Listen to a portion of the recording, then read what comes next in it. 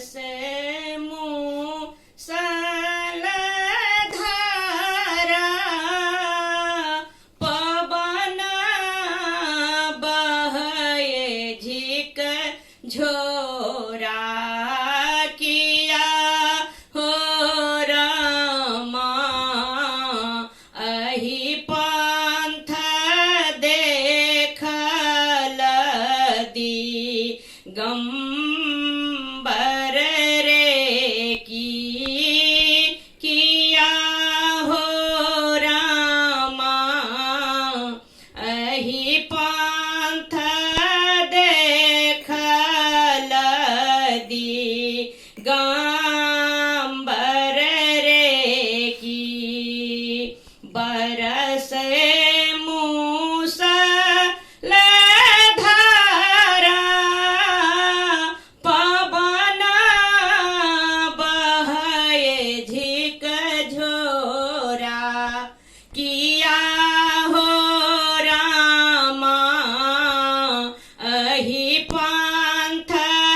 देखल दी गंबर रे की कार्तिक गणपति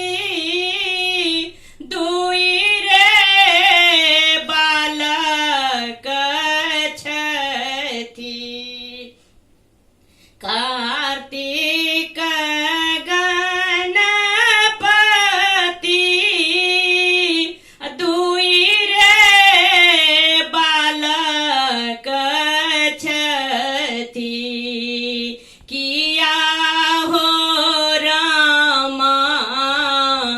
अहि कारण शिव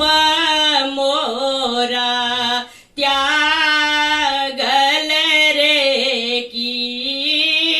किया हो रामा अहि कारण शिव मोरा त्यागल रे की जही बाट भोला गेला दुबिया जनमी गेला जही बाट भोला गेला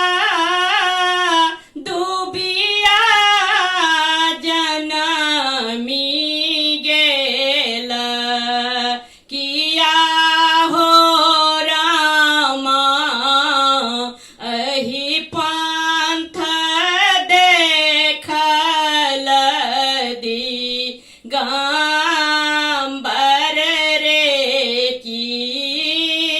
किया हो रामा अहि पंथ देखल दिगंबर रे की